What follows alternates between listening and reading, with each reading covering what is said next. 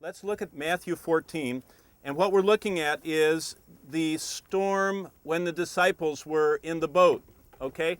And I was watching straight out 2/3 of the way across, there's a tiny dot. There is a fishing boat out there, and I want you just to think of being out in the middle of that lake in the dark, being a Jewish person that thought that the abyss, the bottom of the lake, was the abode of the demons. Right? They always thought of the abyss, the bottomless, they didn't have oceanography. They didn't know how deep this lake was.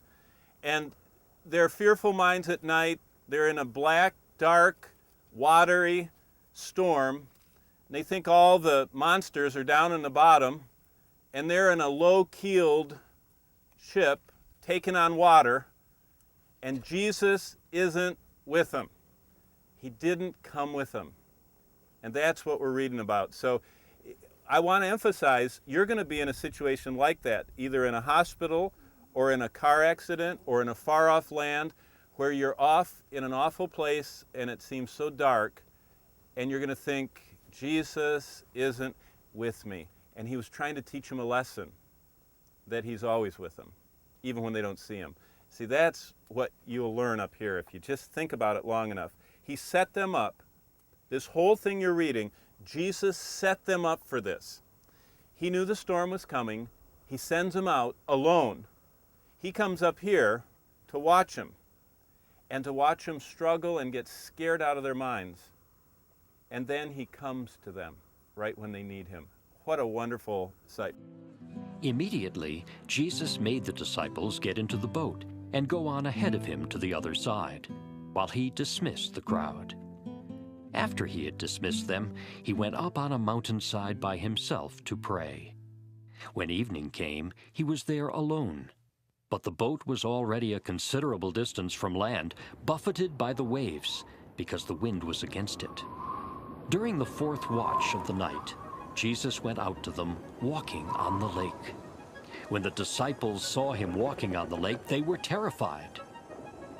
"It's a ghost," they said, and cried out in fear. But Jesus immediately said to them, "Take courage! It is I! Don't be afraid!" "Lord, if it's you," Peter replied, "tell me to come to you on the water." "Come," he said. Then Peter got down out of the boat, walked on the water, and came toward Jesus. But when he saw the wind, he was afraid, and beginning to sink, cried out, "Lord, save me!" Immediately Jesus reached out his hand and caught him. "You of little faith, why did you doubt?" he said. And when they climbed into the boat, the wind died down. Then those who were in the boat worshipped him, saying, "Truly you are the Son of God." Now in your minds, here's something to remember. 2/3 of all of Christ's recorded miracles, 66% of all of Christ's recorded miracles occur right here, in this little area that you're looking at, in this region of Galilee here. 2/3. This was really the center of everything. So they finished the feeding of the 5,000 right there at the corner. And Jesus says, get in the boat and go to the other side. Okay, next verse. After he had dismissed them, he went up on a mountainside by himself to pray. When evening came, he was there alone. Evening, 6 to 9 p.m. So he puts them on the boat sometime before 6 o'clock because they had these watches, and the first watch of the evening, watches were 3 hours long. There was the first watch, the second watch, the third watch, the final watch that went from 6 p.m. to 6 a.m. This was the first watch of the evening. That helps you when you're hearing the third watch, the second watch, the whatever watch. 6 to 9 p.m. So do you see how beautiful the details are of this? Jesus had just done the biggest thing. The disciples were amazed out of their minds. 12 baskets of fragments left after 30,000 probably people ate from one kid's lunch. Remember the big deal? They had just seen the power of God to make them almost awestruck. And they're kind of just, it's like what always happens. You experience a big high spiritually, and you're kind of floating along, and Jesus says, get in the boat, and boy, they're so excited, and they're just thinking of what it means. They'll never have to work again. There's endless food with Jesus, you know? I mean, can you imagine the wheels were turning in their mind? I mean, maybe it would work with their wallets. You know what I mean? Every time you stuck your hand in, money would come out. I mean, I don't know what they were thinking, but they were thinking big stuff when they get on the boat right there, and all they're doing is just going to the other side. They didn't think they needed him. And so they get in the boat at 6 o'clock or before 6, and they start across. But the boat was already a considerable distance from land, buffeted by the waves, because the wind was against it. Now they get out a considerable distance. Somehow they got out there in the middle of the lake, and it says that it was tossed by the waves. The Greek word is basanadzo, which means to be tormented. Maybe think of a hot tub with all the jets going, you know. All of a sudden, the whole lake out there became like a jacuzzi. The waters are tormented. Now, it appears that this was an attempt, because Satan several times tried to get the Lord. Maybe he was trying to sink the disciples. You know, he might have thought he can close this thing down in one. Can you imagine? You sink the boat, you got them all, it's over. But this was an unnatural. These guys were used to the lake, right? Think about it. They made their living out here. They were in a storm like they had never seen. It was tormented. See, Matthew wrote this. He's the tax collector. He's very precise. He says, basanadzo. The waters were tormented. So they were in a super storm, and they're out in the middle. Okay, verse 25. During the fourth watch of the night, Jesus went out to them, walking on the lake. Okay, first watch was from 6 to what? Second watch. Third watch, 12 to 3. What's the fourth watch? 3 to 6. How long we've been out there? They've been out there 9 or 10 or 11 hours in a jacuzzi, thinking they're going to, you know what I mean? You have a little turbulence on the airplane, and we all put on our seatbelts. Can you imagine 11 hours of paddling your heart out and getting nowhere and bailing water out? Do you know what they were thinking? Why didn't he come with us? Why are we all alone? Why did he send us? I wish I hadn't even come. I'm so sick. They were out. They thought they were dying, and Jesus sent them. Okay, next verse. When the disciples saw him walking on the lake, they were terrified. It's a ghost, they said, and cried out in fear. The word cried in Greek is the word for scream. So this isn't, oh my, who is that? They were already distraught by the storm, thinking they were dying, and here comes a ghost. You know what I mean? Kind of adding insult to injury. They scream, okay. In verse 27. But Jesus immediately said to them, Take courage! It is I! Don't be afraid! And that don't be afraid is an imperative, literally, in the order of the Greek words. Stop fearing. What's the most repeated negative prohibition in the Bible? Fear not. What is the most normal human reaction to everything that happens in life? Yep, and fear, meditated on, leads to what we call anxiety. Anxiety is meditating on our fears. I'm not going to have enough money to retire. I will not have enough money for my medical payments. I am not going to have enough money for my education. I am not going to get a good job after I get my education. I will never find a husband or a wife. I mean, just think of all of your fears and meditate on them, and you become, what? Anxious. They were quite anxious out there. They had already gone through, we're going to sink and drown, and now they're thinking, the ghosts are coming after us. So Jesus says, stop fearing. And that's the most repeated negative commandment in the Bible.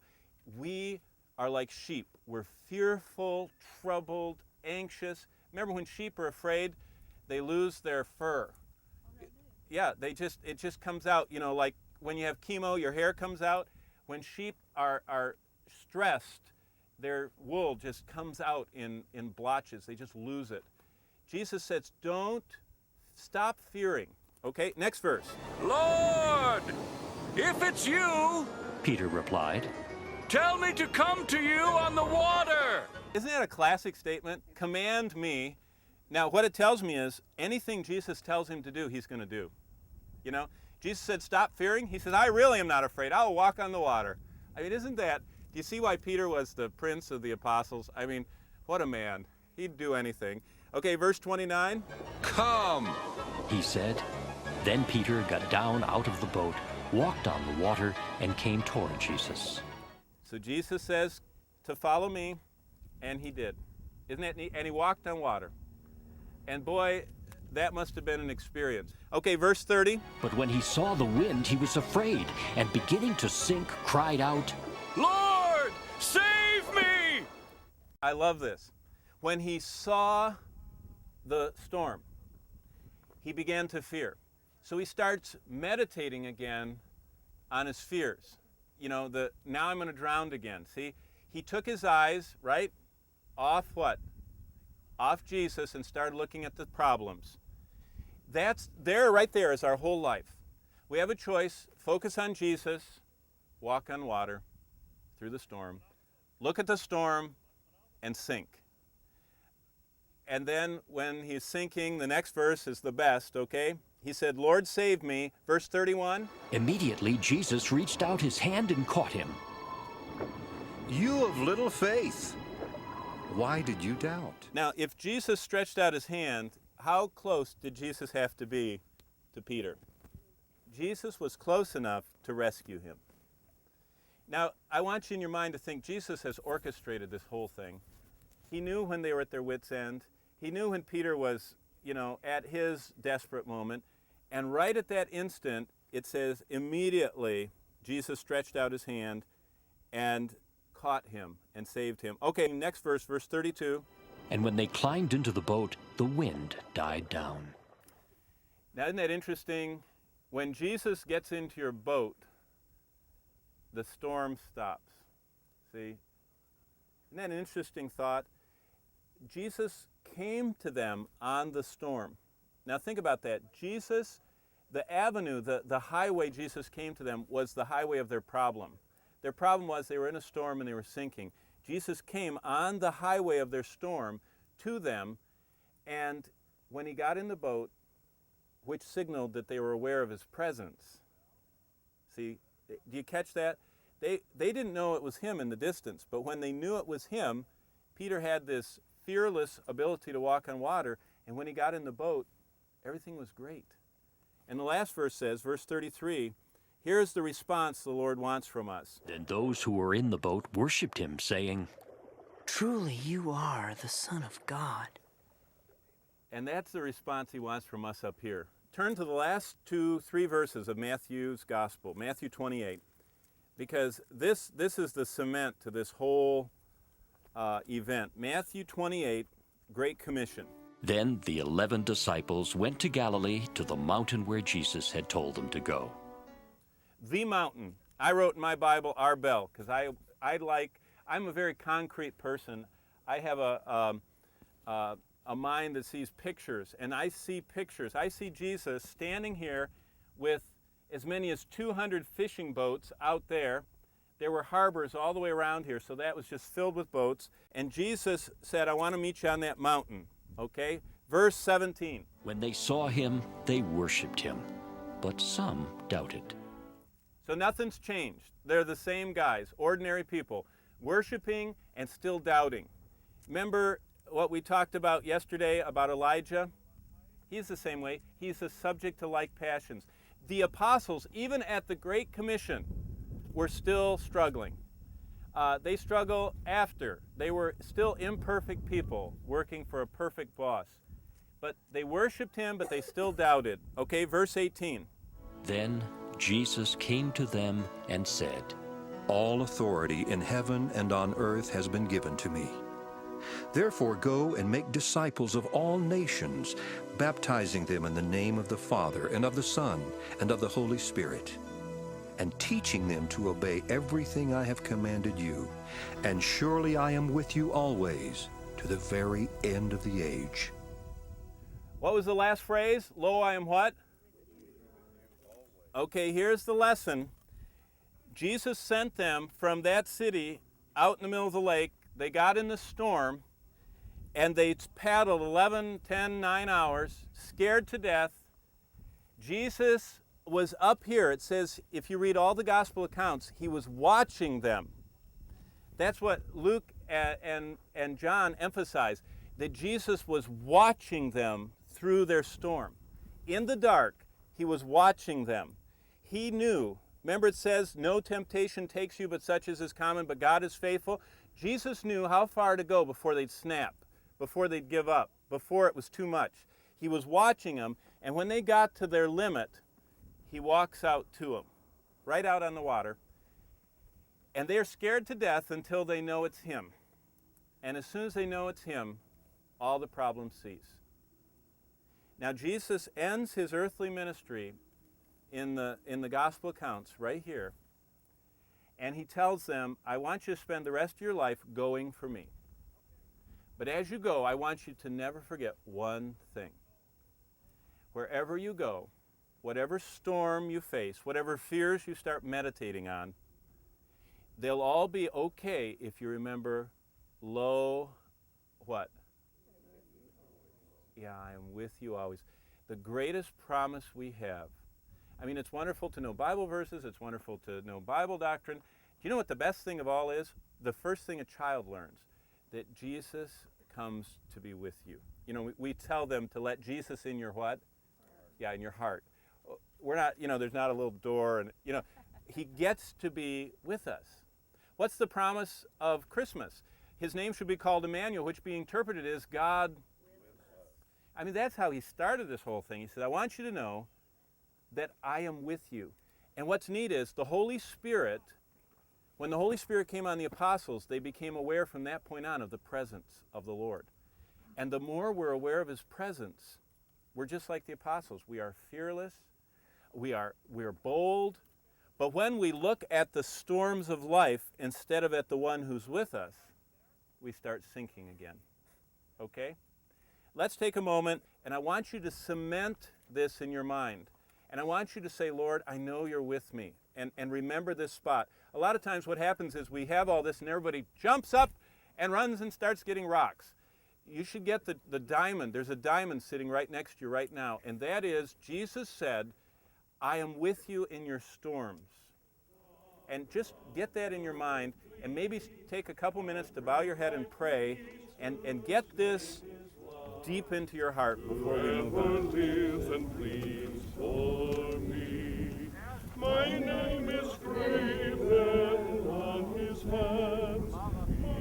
Probably Mount Arbel was one of our most important places, just from the fact of, from the New Testament, being able to see all the places where Jesus walked and where he taught. To visit the Holy Land and to walk in the places where Jesus walked is an unforgettable, life-changing experience. Seeing places written about in the Bible changes the way that you read the Bible. The beautiful view from the top of Mount Arbel is breathtaking and provides a view of the entire Sea of Galilee, where much of Jesus' ministry took place. To be able to see all of the places at one time where 2/3 of Jesus' miracles took place is a special blessing. To picture Jesus watching his disciples in a boat out on the sea from this lofty point and knowing exactly where they were and the struggles they were facing helps me to trust Jesus, to know that he is watching and caring for me and that he will not let me be tempted beyond my limits.